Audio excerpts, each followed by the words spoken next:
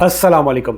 दुनिया में कई लोग हार्ट अटैक और स्ट्रोक को लेकर परेशान रहते हैं, मगर क्या आपने ब्रेन एन्यूरिज्म के बारे में सुना है, जिसे आम जुबान में ये कहा जाता है कि फ़लाँ शख्स के दिमाग की नस फट गई है। इसको मेडिकल टर्म में सेरिब्रल एन्यूरिज्म या फिर इंट्राक्रैनियल एन्यूरिज्म भी कहा जाता है। इसमें आपके दिमाग की आर्टरी की जो वॉल होती है वो प्रेशर की वजह से कमज़ोर हो जाती है, वो बल्ज कर जाती है, उसमें उभार आ जाता है, वो फूल जाती है, एक बैलून टाइप बन जाता है और उसमें खून भर जाता है।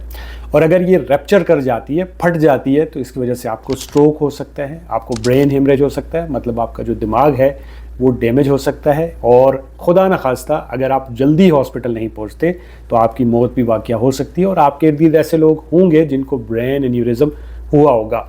सो इस वीडियो में बेसिकली मैं आपको थोड़ी सी इसके बारे में जो बेसिक इन्फॉर्मेशन है वो दूंगा, जिससे आप ये जान सकेंगे कि इसकी वजूहात क्या होती हैं और इससे कैसे बचा जा सकता है। ब्रेन एन्यूरिज्म किसी को भी हो सकता है, मगर बड़ी उम्र में इसके होने के जो चांसेस होते हैं वो ज़्यादा होते हैं। अगर हम इसके सिम्टम की बात करें या अलामात की बात करें तो इसका पहला जो सिम्टम है वो ये है कि इसका कोई सिम्टम नहीं होता है अनटिल के जो आर्टरी बल्ज कर गई है, जो उभरी हुई है, जो फूल गई है, वो साथ वाली ब्लड वेसल्स के ऊपर प्रेशर डालना शुरू ना कर दे, जो ब्रेन के टिश्यूज़ हैं उन पे दबाव डालना ना शुरू कर दे, जिसकी वजह से आपको चंद सिम्टम आ सकते हैं। जिसमें पहले नंबर पे आपको सिम्टम आएगा सीवियर हेडेक होगी, ऐसा सर का दर्द आपको महसूस होगा जो इससे पहले आपको कभी नहीं हुआ, और ये दर्द आपको आपकी आंखों पे या आंखों के पीछे महसूस हो सकता है।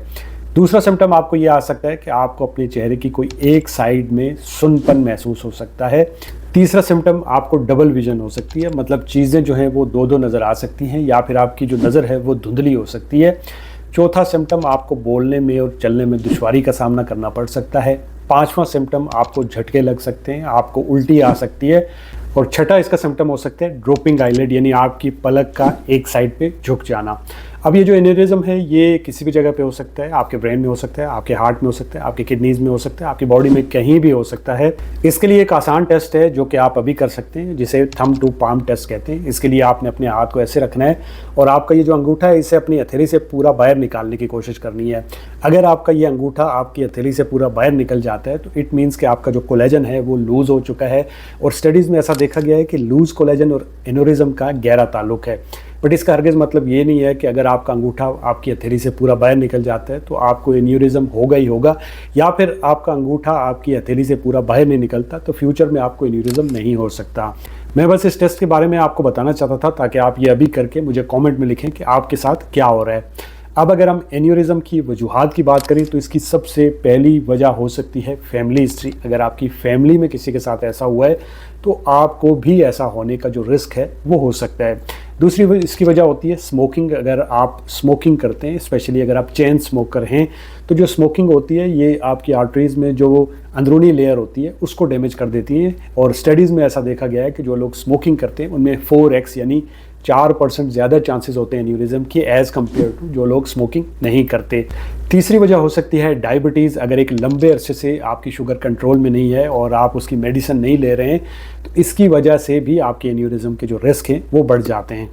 चौथी वजह हो सकती है अगर आप बहुत ज़्यादा शुगर खा रहे हैं, अगर आप कुकिंग ऑयल का इस्तेमाल जो है वो ज़्यादा करते हैं तो इसकी वजह से आपकी जो आर्टरीज़ होती हैं उनमें ऑक्सीडेशन होती है, क्रोनिक इन्फ्लेमेशन बढ़ती है, जिसकी वजह से आपकी आर्टरीज़ की जो अंदरूनी लेयर है वो डैमेज हो जाती है और इसकी वजह से एन्यूरिज्म का रिस्क बढ़ सकता है। पांचवी सबसे आखिरी और सबसे कॉमन जो वजह है वो है हाई ब्लड प्रेशर, जो कि अल्टीमेटली लिंक है मोटापे और स्मोकिंग के साथ। तो अब सवाल ये पैदा होता है कि हम एन्यूरिज्म से कैसे बच सकते हैं। तो इसमें सबसे पहली जो चीज़ आपने करनी है वो ये है कि आपने स्मोकिंग को बंद करना है। दूसरी चीज़ आप ये कर सकते हैं कि अगर आपका वज़न बढ़ा हुआ है तो उस वज़न को कम करने की कोशिश करिए। तीसरी चीज़ आप ये कर सकते हैं कि अपने ब्लड प्रेशर को कंट्रोल में रखें। स्पेशली अगर आपका हाई ब्लड प्रेशर है तो आप उसको मॉनिटर किया करें और उसकी प्रॉपर मेडिसिन लिया करें। चौथा काम आपने ये करना है कि आप विटामिन डी ले सकते हैं और विटामिन बी ले सकते हैं। जो विटामिन डी होता है ये आर्टरीज़ की लीकेज को रोकता है और जो बी विटामिन होता है ये नर्व की सप्लाई को बेहतर करता है।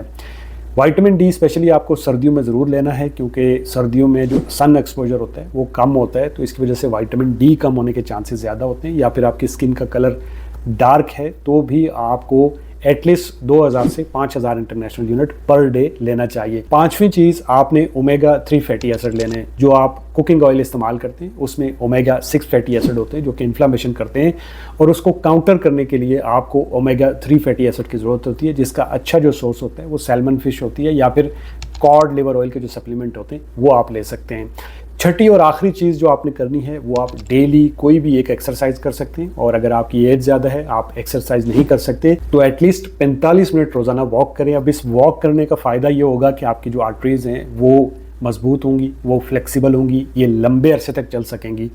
आई होप कि ये जो वीडियो है इससे आपको ब्रेन एन्यूरिज्म को समझने में मदद मिली होगी। अगर इस वीडियो से आपको कुछ सीखने को मिला तो लाइक, कमेंट, शेयर, सब्सक्राइब। अल्लाह हाफ़िज़।